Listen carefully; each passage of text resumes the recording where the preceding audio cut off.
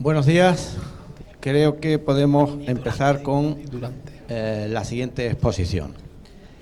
Tras las intervenciones del secretario general del CLAD, que nos ha hablado de experiencias en América Latina, tras la intervención de Andrea Conte, que nos ha contado sobre el estado del arte en materia de evaluación dentro de la Comisión Europea, ahora vamos a hablar de una experiencia concreta en esta cuestión. Tenemos con nosotros a Mario Muñoz Atanés, a Manuel Márquez Piñer. Ellos proceden de la Consejería de Fomento, una denominación estatal de fomento histórica que me encanta que se haya rescatado, y ellos van a comentar cuál ha sido la génesis de el llamado que nos hicieron para participar en los procesos de formulación de estrategias en una materia muy concreta, que nos va a contar con detalle Mario Muñoz Atanés. Él es ingeniero de caminos.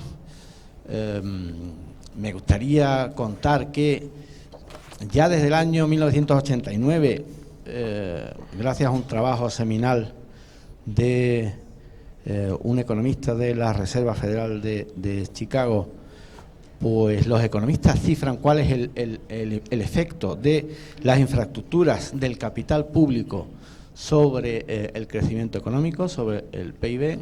Ese trabajo seminal ha sido miles y miles de veces citado académicamente. Esa dotación de infraestructuras cae dentro del ámbito competencial de nuestros ilustres ponentes en este momento. La tarea, desde luego, es verdaderamente amplísima y de enorme trascendencia.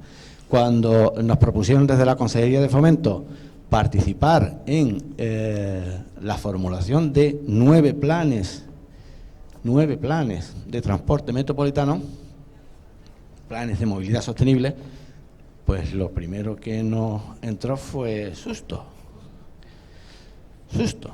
Se trata de planes, ahora mismo están en formulación, en elaboración, de un enorme impacto. Planes que afectan a las áreas metropolitanas de Andalucía, a las 8 capitales de provincia y también al campo de Gibraltar. Yo no quiero extenderme más. Es importante conocer cuál es el papel de las infraestructuras. Se ha mencionado por parte de anteriores ponentes evaluación de impacto, evaluación ex ante. Ese trabajo que he dicho antes de Aschauer hacía referencia a evaluación de impacto. Desde entonces ya se puede hablar de esa cuestión en cuanto a las infraestructuras, pero en este caso hablamos de evaluación ex ante. La Consejería de Fomento pues hizo ese depósito de confianza en el equipo del grupo de personas evaluadoras del IAP en el área de evaluación de políticas públicas para asistirles de alguna manera con nuestra experiencia, con nuestra propuesta de gobernanza de los procesos de planificación estratégica para intentar desde un principio formular con la mayor corrección posible estos planes estratégicos de transporte metropolitano.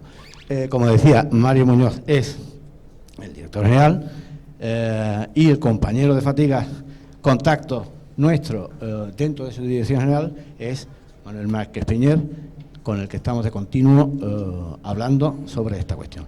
Yo, sin más, no tengo otra cosa que añadir.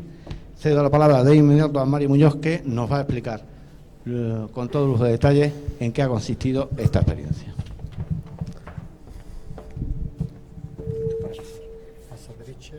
Vale. Gracias, Enrique. Buenos días a todos. Gracias por la invitación. Y bueno, para contextualizar un poco, digamos, la participación del IAP en la Consejería de Fomento, en la Dirección General de Movilidad, en definitiva, nosotros, dentro de nuestras competencias, está lo que es la planificación del transporte de Andalucía, de la movilidad de toda Andalucía.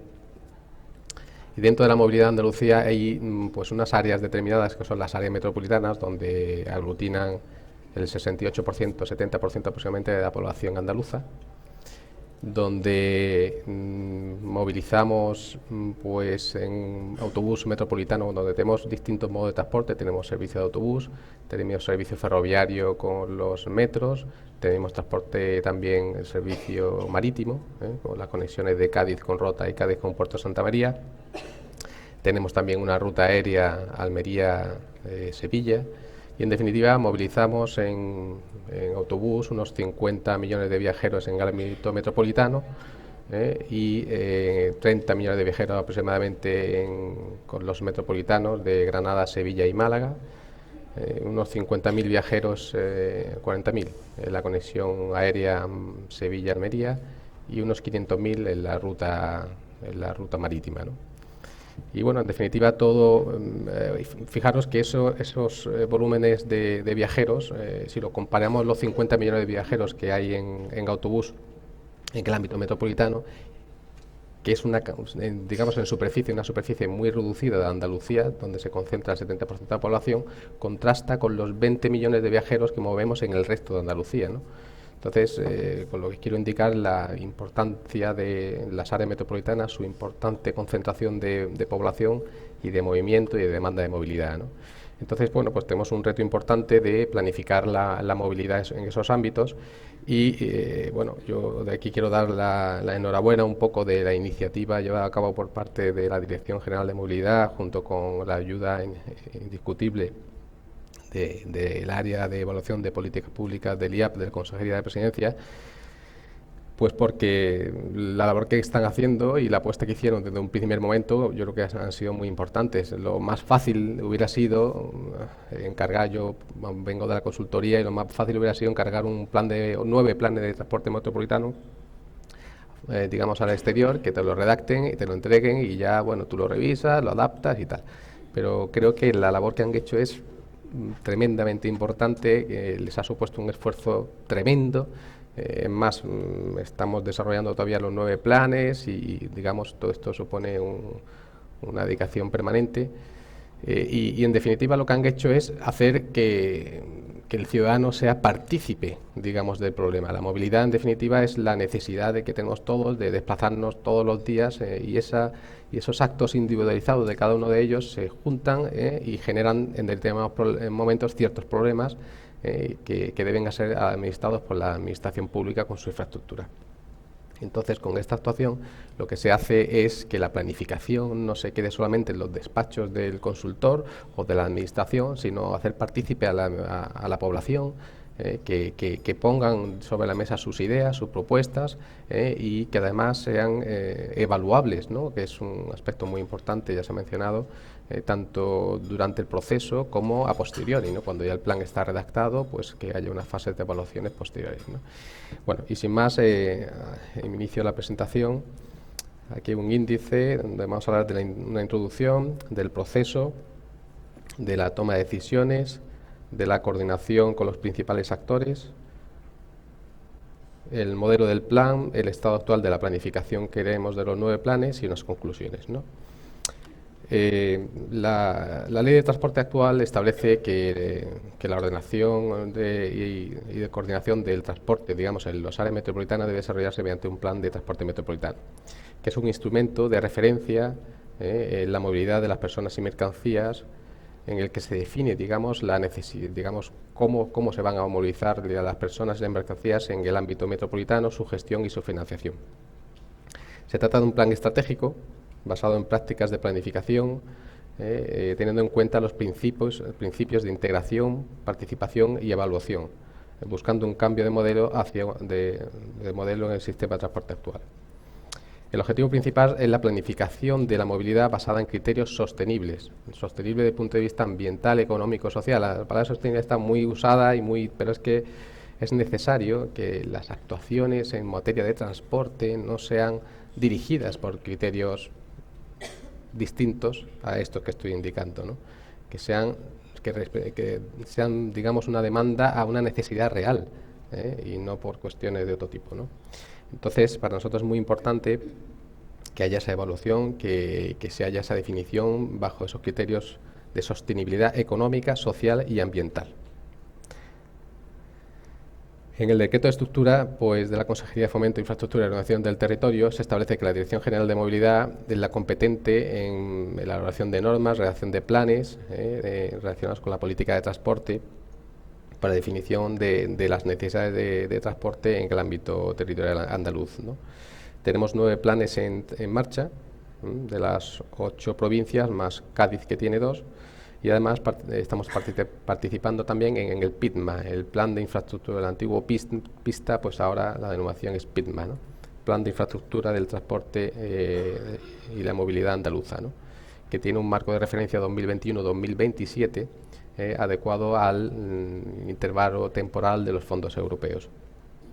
En definitiva, planificar, como bien se expone aquí, es administrar recursos, no recursos limitados, tanto económicos como de infraestructura, de suelo, y lo cual debe, de alguna manera, liderar la Administración, aunar esfuerzos para definir un nuevo modelo de movilidad, ¿no? Que nos permita una movilidad más lógica, más razonable, ¿no? El proceso, pues en total se están impulsando, como digo, nuevos planes territoriales de transporte y debe, digamos, responder a una planificación estratégica. En ese, digamos, reto, Manuel, digamos, y el equipo pues lo tomaron con cierta ilusión y profesionalidad, con el objetivo de buscar digamos, un plan, una forma, una metodología, ¿vale?, de definir estos nuevos planes de transporte orientados a una planificación estratégica que permitiera la evaluación durante y posterior y que se consiguiera el mejor plan posible. Se inició buscando experiencias tanto dentro de Andalucía como dentro de España e incluso fuera en el resto del mundo, Europa y el resto del mundo. Y la verdad que no se encontró, digamos, experiencias similares en lo que es planificación del transporte. Y entonces, bueno, se empezó a realizar pues reuniones con la administración, digamos, que tienen también competencia y relacionadas con la materia, principalmente en temas medioambientales y de salud. Y bueno, como bien digo, las referencias eran escasas y lo que sí empezamos a determinar y a conocer las exigencias que otras administraciones, principalmente ambientalmente y en el Pacto de Salud, tenían sobre estos planes que íbamos a desarrollar. En definitiva, las premisas eran que se precisaba un documento útil donde el ciudadano pudiera participar, que se viera como protagonista y hubiera un feedback, digamos, de la aportación tanto de los ciudadanos e incluso de los expertos a posteriori de las aportaciones que se habían hecho, ¿no? Y siempre con una autoevaluación. Había muchísima información que sintetizar y, en definitiva, porque hoy día lo que ocurre, ¿no?, hay demasiada información y la dificultad está en sintetizar esta información y que realmente tengan un objetivo claro. Se necesitaba una herramienta capaz de organizar, ordenar y sintetizar toda la información que permitiera la evaluación ex ante y ex post, y siempre alineado con los objetivos de los planes de la movilidad. Y, en definitiva, la planificación estratégica la consideramos como una herramienta donde se pueden establecer prioridades, objetivos, estrategias, atendiendo a los recursos disponibles para lograr los resultados esperados. Por tanto, debería ser un procedimiento sencillo e incorporado a la gestión administrativa cotidiana de forma de la toma de decisiones. Así es cuando la dirección conoció al área de evaluación de políticas públicas del IAP, y a partir de entonces, pues, dentro del objetivo principal de dónde queremos llegar, cómo y por qué, seleccionando diferentes acciones y medidas a fin de asegurar la mejor opción que permita dar respuesta a los derechos de la ciudadanía y resolver o mitigar los problemas detectados o bien satisfacer las necesidades demandadas atendiendo a recursos disponibles, y todo ello de forma coordinada y siempre manteniendo una coherencia, ¿no? Entonces, bueno, se tuvo que tomar la decisión de introducir estos planes, porque claro, también queríamos una homogeneidad en los 9 planes a desarrollar, lo que pasa que precisaba una dedicación importante. Finalmente procedimos a la implantación, al inicio, ¿no?, de la implantación de esta metodología, cuyas principales aportaciones son la optimización de recursos, el asesoramiento en la toma de decisiones, la priorización de problemas, necesidades y objetivos de acuerdo con los recursos de los que no se dispone, permite prever las variables que puedan intervenir para anticipar las condiciones futuras, permite escoger entre acciones alternativas las más convenientes para los objetivos en base a la situación actual y a la prevista para el futuro, permite decidir el orden de las actuaciones en el tiempo y su orden, seleccionar los recursos de entre los disponibles en función de las acciones, permite prever plazos en la consecución de objetivos, presupuestar costes, asignar tareas y responsabilidades para su ejecución y establecer un sistema de control y seguimiento de las acciones y la consecución de objetivos. Además de todo esto, las jornadas participativas están siendo una pieza clave donde podamos introducir información que aportan, digamos, los distintos participantes. Se han celebrado jornadas participativas ya en 4 de los 5 planes. El de Bahía de Cádiz ya estaba ya iniciado cuando se incorporó la metodología, aunque también se han llevado a cabo reuniones con todos los agentes sociales, ayuntamientos y principales interesados. Y en estas jornadas lo que se ha dado a conocer es el diagnóstico, ¿no? El diagnóstico que posteriormente, paralelamente, se comenta el diagnóstico de la situación actual de la movilidad en cada área metropolitana y paralelamente, a continuación, se llevan a cabo unas mesas de trabajo, unas sectoriales un poco ya con profesionales y otras pues un poco abiertas a todo el público, ¿no? Las conclusiones de estas mesas de trabajo se incluyen en los planes, y se incluyen en el borrador del plan, más bien. Estas, por ejemplo, son las 4, la de Jaén, la de Málaga, la de Huelva y la de Campo Gibraltar, donde está la presentación del diagnóstico. A continuación están las fotografías de las mesas de trabajo, donde se hace partícipe a todos los asistentes. Y bueno, ¿cómo se organiza? Pues existe un equipo de trabajo formado por están codirigidos por la Dirección General de Movilidad, jefe de Servicio de Planificación, Manuel Márquez, y el Consorcio de Transporte Metropolitano, que depende de la Consejería de Fomento de la Dirección General de Movilidad, con el gerente. Adicionalmente hay un equipo técnico del Servicio de Planificación y Protección del Transporte de la Dirección General de Movilidad. Las delegaciones territoriales también aportan su jefe de servicio de transporte. Y tenemos un equipo externo, el consultor, que dijimos que inicialmente hubiera sido lo sencillo, también forma parte, pero no solo él, sino todo este equipo, ¿no? Y por supuesto el equipo del IAP, que es fundamental para el desarrollo, ¿no?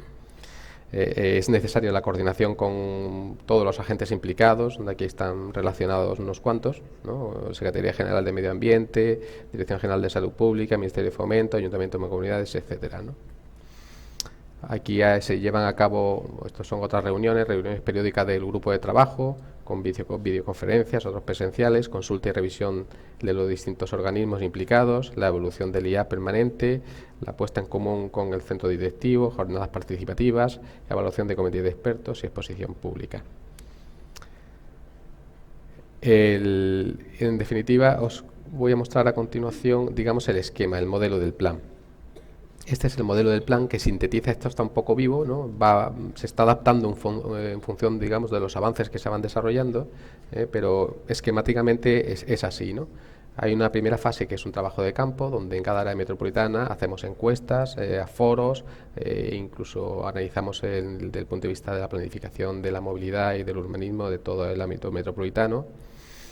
Pasamos a un DAFO. A continuación se establece un diagnóstico preliminar, donde se determinan los problemas, las necesidades y los retos, y lo llevamos a las jornadas participativas. Aquí se definen unos objetivos estratégicos que se concretan en unas líneas estratégicas, ¿vale? A partir de aquí, estas líneas se desarrollan escenarios, distintos escenarios, escenario 1, 2, hasta el escenario N, y en cada escenario se establecen una serie de medidas, donde cada medida tiene una serie de alternativas, ¿no? Y se evalúan desde el punto de vista coste-beneficio y se determina, digamos, el mejor escenario del plan. Este escenario tiene un comité de expertos que aparece aquí a la derecha, donde evalúan, una vez llegado aquí, el comité de expertos, catedráticos relacionados con el transporte y gente profesional relacionada con la materia, directores generales, pues analizan el proceso el escenario del plan que se propone, y a continuación pues ya se determinan, una vez determinado el escenario del plan, se determinan los objetivos específicos, los programas, la financiación, las fases de desarrollo. Se lleva a cabo la exposición pública y la aprobación por el Consejo de Gobierno.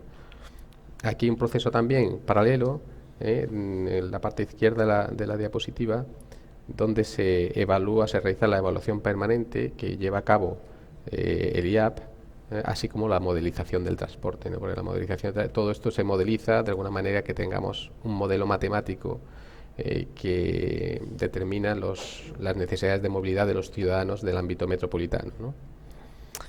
Y luego, a posteriori, cuando terminamos, se procede a una evaluación a posteriori del cumplimiento de este plan, ¿no? Y bueno, esto es el estado, ya voy terminando, esto es el estado de los 9 planes de transporte metropolitano que estamos desarrollando. Casi todos están en la fase del escenario del plan. Ahí es donde hemos llegado, estamos más o menos, estamos trabajando por ahí. Tengo como el de Bahía de Cádiz, las áreas de Málaga, Jaén y Campo de Gibraltar, el de Huelva o el de Granada, ¿no? El de Granada está precisamente actualmente en licitación y se va a adjudicar a principios de este mes de noviembre, donde es un plan muy ambicioso también, donde, bueno, porque bueno, el área de Granada es un área con especial singularidad en materia de transporte. Es una ciudad muy concentrada, con una ronda de circunvalación que asfixia, digamos, a la metrópoli y con ciertos problemas de circulación. Y para finalizar os comento los problemas detectados.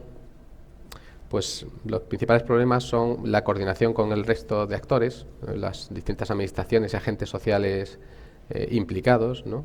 Que ciertamente pues es un reto, ¿no? Y es una dificultad que siempre está ahí.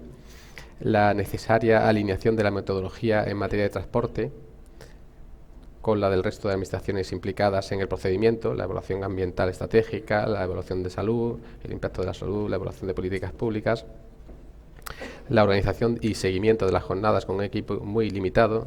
Organizar Enrique lo sabrá, organizar cualquier cosa es complejísimo, y más desde la administración, ¿no? que se tienen muchísimas limitaciones, ¿no? Entonces todo esto la verdad que es un trabajo tremendo y de agradecer, bueno. Y finalmente, pues lo que queríamos, que hubiera una homogeneidad en todos los planes, de forma que cada uno de los planes sean lo más parecidos posibles, ¿no? Nuestros objetivos principales es que estamos trabajando en la elaboración de una base de datos para el comité de expertos, que tampoco es fácil tenerla. Estamos trabajando en tener un comité de expertos a nivel nacional que nos respondan y hagan la evaluación del plan durante todo el proceso. La evaluación ex ante es muy importante para nosotros, para que, digamos, el desarrollo del plan sea el mejor plan posible. Es fundamental también el cumplimiento de la programación y plazos de los distintos procedimientos. El conseguir un certificado de evaluación de políticas públicas, que no se llama así, no me decía Mar, pero bueno, algo parecido. Y conseguir un documento finalmente evaluable, accesible y útil para la ciudadanía, resultado de un proceso participativo con intervención de expertos de reconocido prestigio. Y no tengo más que decirle. Muchas gracias.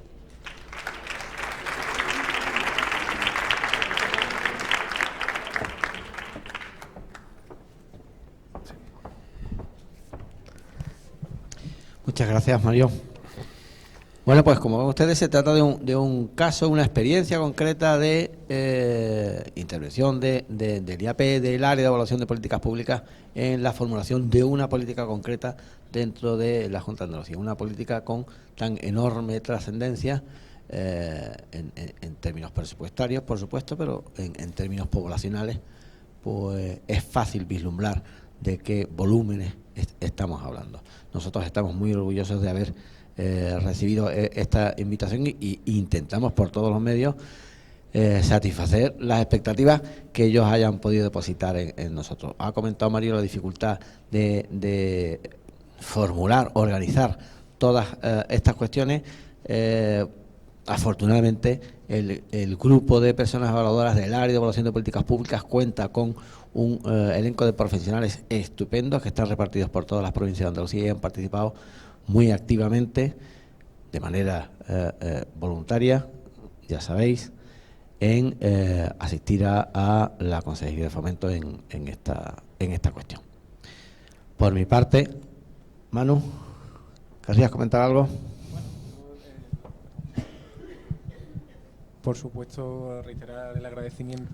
No se oye eso. Sí.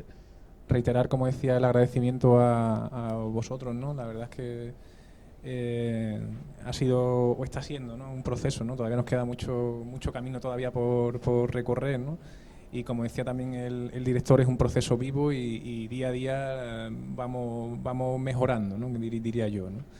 Hay que decir que fue un proceso complicado, ¿no?, porque empezábamos a trabajar y había planes ya que estaban muy avanzados que les costaba entender esta metodología, pero bueno, la verdad es que con vuestra ayuda y con el impulso que le dimos desde la Dirección General conseguimos que todos se subieran al barco, como se suele decir, y a día de hoy yo creo que todos estamos contentos, ¿no? Hemos llegado a un modelo de plan, tenemos ya un índice con el que están saliendo incluso los nuevos pliegos de prescripciones técnicas de los planes que están a punto de salir. Granada, como decía el director, pero Almería y Córdoba también están ya en cocina y supongo que antes de final de año también se licitarán. Ellos los tendrán muchísimo más fácil porque serán partícipes de todo lo que hemos aprendido. Y bueno, yo recomendar, por supuesto, ¿no? Para nosotros fue una decisión muy importante, sobre todo porque eran 9, ¿no?, por la cantidad, ¿no? Pero desde luego toda aquella administración, ¿no?, que pretenda iniciar un plan estratégico, sin duda yo creo que contar con la participación de vosotros supone un avance importantísimo, ¿no? Y sobre todo para la ciudadanía, que es al final quien tiene que hacerse eco, ¿no?, de este trabajo. Muy bien. ¿Queréis formular alguna pregunta concreta sobre esta cuestión? Hemos hablado de participación. Allí. Virtudes, yo me acerco.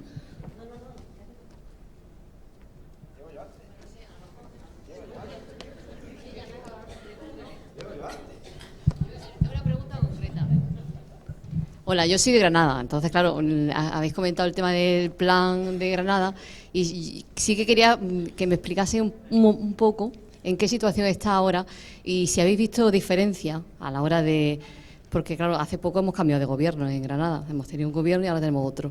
No sé si eso está influyendo de alguna forma en el desarrollo del plan o si podéis contar algo al respecto. Vamos, Granada es una pieza muy importante para nosotros, ¿no? La consejera es de Granada y para nosotros la verdad que Granada es, vamos, al igual que toda Andalucía, pero en Granada la verdad que queremos trabajar profundamente en el plan que está actualmente en fase de adjudicación. Todavía no se ha adjudicado, pero en este mes de noviembre se va a adjudicar. Diferencias con respecto al gobierno anterior y gobierno nuevo, no creo que en principio hayamos detectado diferencia alguna. Hay máxima colaboración entre el gobierno andaluz y el gobierno de la ciudad de Granada y lo que sí es cierto es que dentro de las grandes metrópolis, Granada es una de ellas, es la tercera que más, yo creo la segunda o la tercera, digamos, que más movilidad tiene a nivel andaluz, después de Sevilla y quizá Málaga.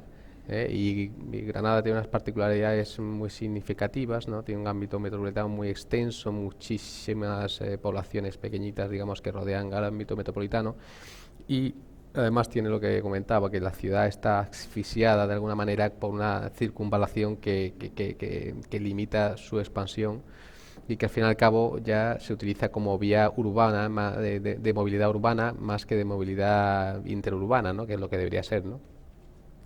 Y entonces hay dificultades a la hora de desarrollar ahí, digamos, actuaciones relativas a movilidad. Estamos haciendo todo lo que podemos. La circunvalación además no es de la Consejería de Fomento, es del Ministerio, más dificultades aún, ¿no? Porque vamos, tenemos algunas ideas, ¿no? Pero claro, luego siempre es difícil, ¿no? Con las administraciones centrales, ¿no? Luego al final te hinchas de trabajar de alguna manera y luego no recibes, ¿no? el que se lleven a cabo las cosas, ¿no? Pero bueno, nos estamos centrando básicamente en nuestras vías. Actualmente estamos desarrollando una actuación en el nudo de la Zubia, donde ahí tenemos la confluencia, ese ramal, el ramal sur de la ronda, sí es de la Consejería de Fomento, ese tramito, y ahí pues tenemos un enlace, el enlace de la Zubia, donde confluye la carretera de Cájar y la Zubia. Se producen retenciones significativas y vamos a llevar a cabo una actuación pequeñita, no como la del PTA de Málaga, que fue muy pequeña, ¿no? Pero un poquito más grande, de unos 500.000 euros aproximadamente, con lo que vamos a resolver significativamente las retenciones que tenemos en los ramales de la ronda en esa zona y también los accesos a Cájar y la Zubia. Son un poco políticas orientadas a pensar mucho, buscar soluciones más de ingeniería que de otro tipo, como la que también hicimos una parecida, no sé si la conocéis, en Málaga, en el Parque Tecnológico de Málaga, donde había unas retenciones permanentes de 5 kilómetros todos los días del año desde los últimos 15 años o 20 años aproximadamente, y simplemente una actuación de 300.000 euros. Se iba a llevar hasta, la prolongación del metro iba a ir en primer momento hasta hacia allí, ¿no? Un poco ya sabes, se generan esas, digamos, alertas mediáticas y tal, y al final, pues simplemente con 300.000 euros hemos resuelto el problema de la movilidad en el Parque Tecnológico de Andalucía, de Málaga, ¿no? Una actuación muy sencilla que se llevó a cabo en 2 meses. La ciudadanía no lo entendía, decía, bueno, ¿cómo pueden llevar 20 años nosotros aquí atascados con 5 kilómetros y en 2 meses estos señores han hecho una actuación que ha resuelto los problemas de 18.000 trabajadores que hay en el Parque Tecnológico de Málaga, ¿no? Bueno, con esto quiero decir que, en definitiva, no las actuaciones, porque sean significativamente, desde el punto de vista económico, importantes, tienen por qué dar los mejores resultados. A lo mejor con actuaciones pequeñas, económicamente, podemos dar resultados muy buenos, ¿no? Y yo creo que la Zubia va a ser otro ejemplo similar. No hemos abandonado que pueda ir el metro al PTA, puede ir en Málaga, en un momento dado puede ir, irá en el futuro, pero quizás no es la prioridad, ¿no? en este momento, ¿no? Y bueno, en definitiva, en Granada, como te digo, la tenemos ahí, vamos a hacer todo lo que podamos para mejorar la movilidad, porque además es que tienen un grave problema desde el punto de vista de la movilidad en Granada. ¿Quieres aportar algo? Sí, por añadir algo, en el caso de Granada, y una vez que adjudiquemos, que esperemos, como decía, sea a principios de noviembre, el primer trabajo que tenemos encima de la mesa es el trabajo de campo, ¿no? Entonces, actualmente no contamos con datos de movilidad en el ámbito metropolitano de Granada, entonces vamos a empezar probando con incluso nuevas metodologías de Big Data para conseguir saber cómo se desplazan los ciudadanos de Granada. Vamos, por supuesto, a seguir con las encuestas tradicionales. Y bueno, en definitiva, saber un poco el estado de la movilidad en Granada, toda vez que los datos que tenemos no cuentan con el metro en marcha, ¿no? Entonces, lo primero es saber cómo es ese estado. Se analizarán, por supuesto, posibles ampliaciones, en su caso, si fueran necesarias, del metro. Y bueno, como decía el director, pues bueno, se están estudiando ya, incluso hemos mantenido alguna reunión con Adif sobre posibles intercambiadores.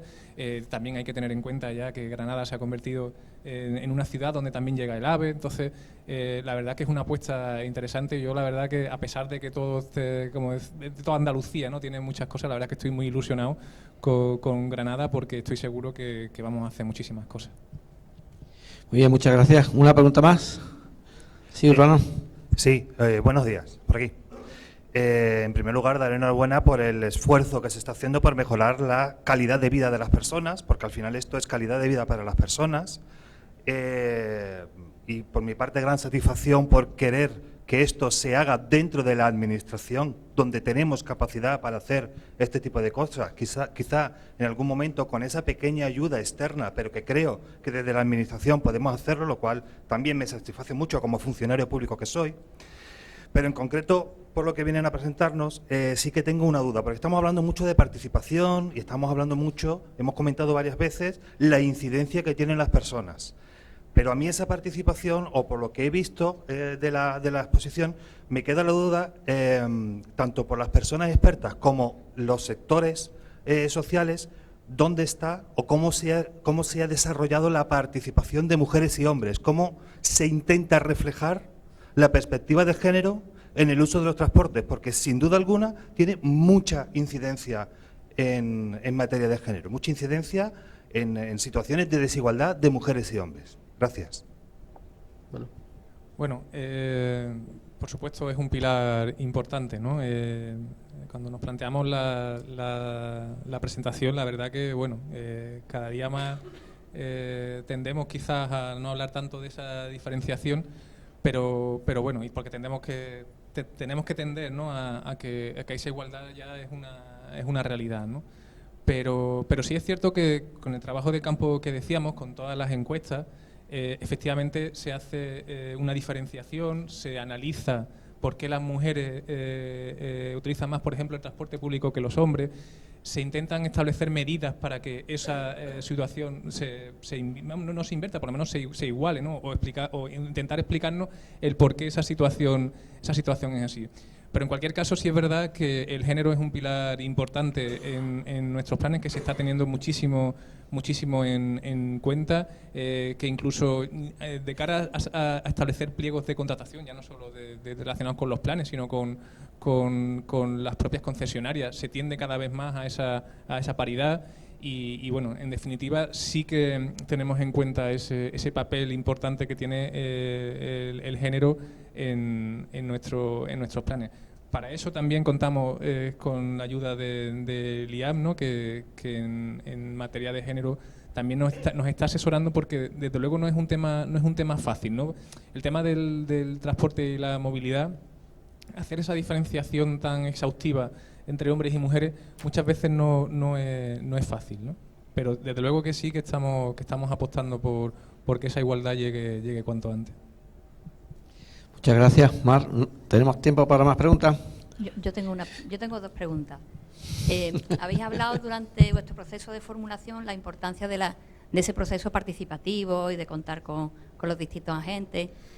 Me pregunto si a lo largo del desarrollo, la implementación de estos planes y en las evaluaciones y en la gobernanza del propio plan, tenéis previsto incorporar a la participación, o sea, continuar con ese esfuerzo en buscar la participación ciudadana y que estos intereses públicos y privados pues sigan de común acuerdo durante el desarrollo de todo ese del plan, o solo ha sido en la parte de formulación. Pregunto, ¿la participación va a ser importante, ha sido importante en la formulación, lo va a ser en la implementación y lo va a ser en la evaluación final? Esa era una pregunta. Y la segunda es, ¿qué hitos, uno de los objetivos que se pretendían era que el plan sea evaluable, ¿vale?, la evaluabilidad del plan. ¿Qué hitos de evaluación tenéis previsto que ese plan tenga? ¿Va a tener evaluación intermedia, va a tener seguimientos anuales? ¿Cuáles son esos hitos? Y si tenéis previsto que los resultantes de esos procesos evaluativos se comuniquen a la opinión pública y a la ciudadanía, con este esfuerzo de ser más transparentes y que todos estemos al día de las cosas que pasan. Muchas gracias. Bueno, empezando por la última pregunta, por supuesto que estamos en proceso, ¿no? Decíamos que esto es un proceso constante de retroalimentación y continuamente estamos aprendiendo, ¿no? Tenemos claro que, por un lado, la participación va a seguir. Lógicamente, si hemos llegado hasta aquí, pues tenemos que seguir adelante. El cómo, bueno, fundamentalmente va a haber una fase de exposición pública que, por supuesto, la ciudadanía va a tener su punto de vista, pero después todavía no tenemos claro, pero algo va a haber. Seguramente sea un cuestionario que se envíe. Somos también partidarios de que nuestra página web, ¿no?, y a nivel de redes sociales todo se comunique. En el caso, por ejemplo, de la evaluación de impacto en salud, las encuestas que comentábamos antes se colgaron en nuestra página web para que cualquier ciudadano pudiera expresar cuáles eran sus preferencias o cuáles eran lo que él consideraba que a nivel de afección en la salud o en el medio ambiente, y relacionado, por supuesto, con el transporte, más podría afectar a la movilidad. Así que, bueno, lo hemos hablado muchas veces con Mar, estamos en el momento en el que la mayor parte de los planes están en la fase de borrador y seguramente sí. El cómo lo iremos viendo con el paso del tiempo. Y la otra pregunta era... Los hitos. Sí, por supuesto también los estableceremos, pero será una vez que el proceso de los planes de transporte tiene mucho que ver con la modelización del transporte, el modelo matemático del que hablaba el director, y con el análisis coste-beneficio. Entonces, una vez que tengamos los resultados, digamos, cuantitativos de ese documento, y junto con el comité de expertos nos establezca cuál es nuestro modelo de plan y cuáles son las medidas que vamos a implementar con este plan, tendremos muy claro cómo va a ser la priorización de los objetivos, ¿no? Entonces, una vez que tengamos esos objetivos marcados, estableceremos, por supuesto, la hoja de ruta y, por supuesto, pues si a los 4 años o a los 6 meses tenemos que tener ya resultados, pues lo tendremos. Y, por supuesto, siempre con los indicadores que consideremos. Estamos intentando establecer también, darle participación a esa evaluación ex post, y por supuesto que sí que se darán debida cuenta a la ciudadanía, porque creo que es nuestra obligación.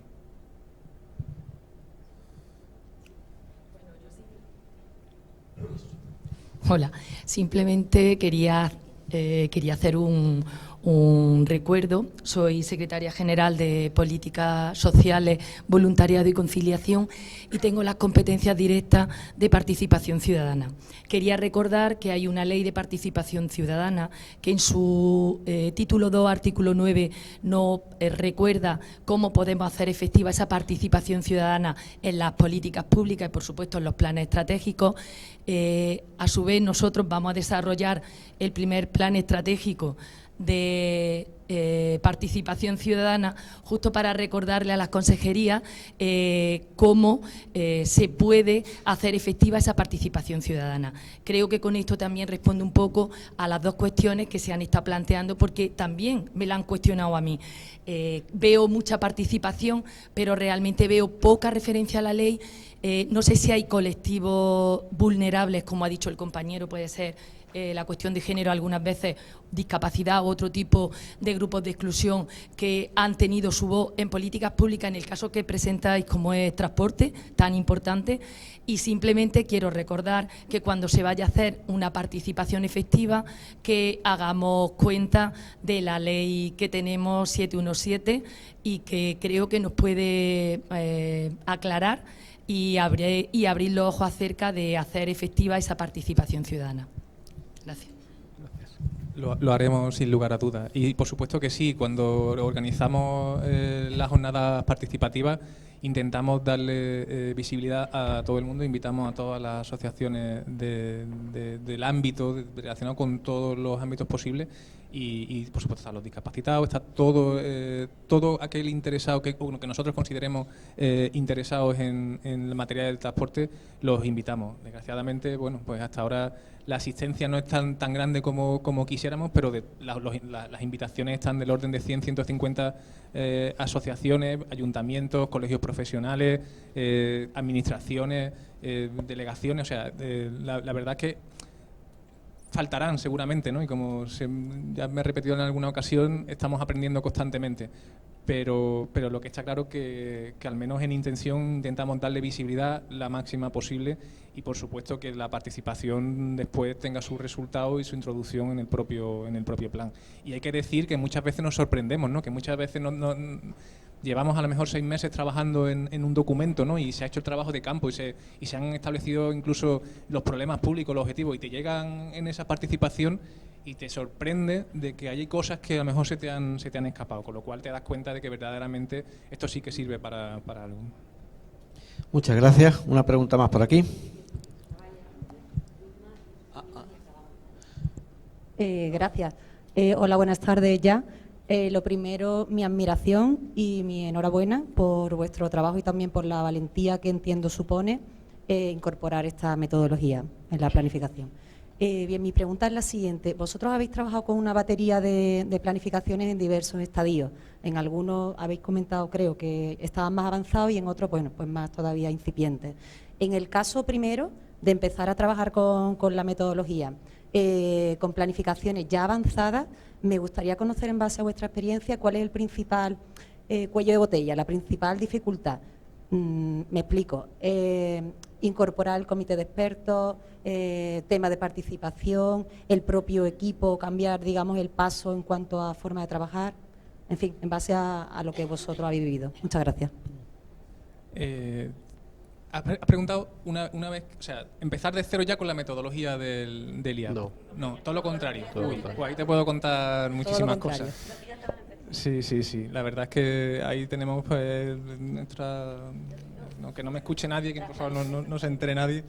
Nuestra oveja negra un poco que es Cádiz, pero no es por culpa de ellos, sino porque es el plan que estaba más avanzado y el que ha habido un poco que retomar, ¿no? Yo cuando me reunía con ellos, ¿no?, y le planteábamos que necesitábamos que un plan que precisamente era lo que no queríamos, o sea, eran, y lo digo porque creo que es literal, miles de páginas que al final costaba muchísimo trabajo, ¿no? Es verdad que los expertos en movilidad seguramente sepan dónde tocar, pero ese precisamente era un plan que se empezó con otra metodología que nada tiene que ver con lo que tenemos encima de la mesa.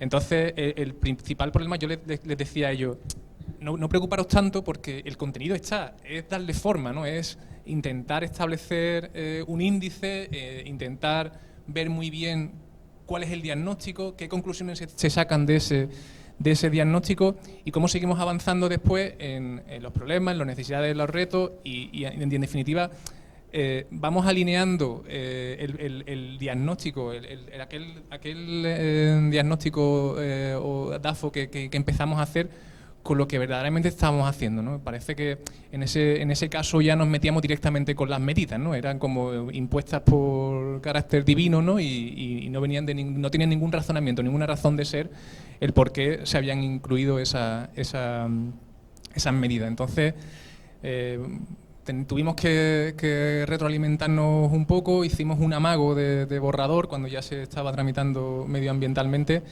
Y bueno, está habiendo muchísimas reuniones, ahora tenemos encima de la mesa ya la versión preliminar del documento adaptado a la metodología, lo estamos supervisando, no puedo decir todavía si lo hemos conseguido o no, y la verdad es que el principal problema es hacerle ver a los expertos en movilidad que no solo basta con contar las cosas de movilidad, sino que hay que saber contarlas, ¿no? Hay que llegar también a la ciudadanía, a la persona de a pie que tiene que entender de alguna forma que las actuaciones vienen de algún sitio y que se derivan de un diagnóstico y de un análisis muy exhaustivo. O sea, cuando intentamos establecer cuáles son las medidas de un plan, pues que estas vengan delimitadas, ya lo tenemos muy claro, del análisis coste-beneficio, de la modelización, de considerar cómo es la situación actual del transporte y dónde queremos llegar, ese modelo de transporte al que queremos llegar. Entonces, yo creo que el principal problema ha sido fundamentalmente convencer a los consultores, al resto de intervinientes en el proceso del borrador, que esta metodología verdaderamente merece el esfuerzo y que al final los resultados van a merecer muchísimo la pena. Así que como conclusión te diría que el principal problema es el convencerles, ¿no? El coordinarnos con el resto de intervinientes y sobre todo con el consultor, ¿no?, que lleva trabajando en esto literalmente años, ¿no? Y tú le dices, no, pero es que tu trabajo no está bien hecho. La verdad es que eso es un punto que nos ha tocado vivir, que nos ha hecho tener reuniones un poco más tensas de lo que nos gustaría, pero que en definitiva, una vez que hemos seguido avanzando, que le hemos demostrado que el resto de planes sí que llevan esta metodología y que los resultados se están viendo, pues la verdad es que lo tenemos encima de la mesa. Supongo que la semana que viene te podré contar algo más. Muy bien, muchas gracias. Una última pregunta. Buenos días, Juan Limón, trabajo en el Servicio Andaluz de Salud. Os quería pedir si podíais explicar un poco más esos modelos matemáticos que determinan las necesidades globales de movilidad que habéis contado, que me imagino que entre algunas variables pues será el volumen de población de cada una de las áreas, pero que habrá otras variables de por medio, y después si esas necesidades globales se siguen unos criterios para el reparto de los distintos de la cuota de cada uno de los tipos de movilidad. y en particular si de alguna manera se priorizan las más saludables, como puede ser el caminar o la bicicleta, dentro de las distintas opciones de movilidad que existen. Gracias. Sí. Yo te voy a dejar esa. Vale. Él es ingeniero de camino y te lo vas a saber explicar mucho mejor. Bueno, la modelización del transporte, en definitiva, es la modelización matemática esta que hemos hablado, es en definitiva establecer una fórmula matemática que nos permita determinar la situación actual, ¿vale? Y la situación futura de la demanda de la movilidad que se va a producir en un territorio. ¿Y en base a qué? En base a variables explicativas, como bien decía usted, son variables que son población, rango de edad de la población, grado de índice de motorización, nivel económico, bueno, en definitiva muchísimas variables explicativas que de alguna manera determinan, todos nos movemos en función de esas variables explicativas, ¿no? En función de la población, todo condiciona.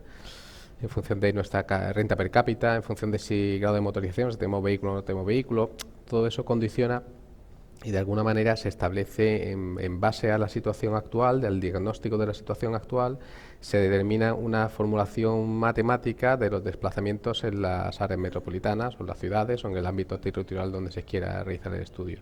Y entonces, claro, como tenemos esas variables explicativas, con eso podemos hacer la prognosis a futuro, en función de la evolución que esas variables explicativas van a tener en el futuro. Entonces, si la población va a incrementarse en un 20%, pues la componente de la población actualmente en ese ámbito territorial, ¿no?, que afecta a la movilidad, pues incrementará la formulación en ese 20% en el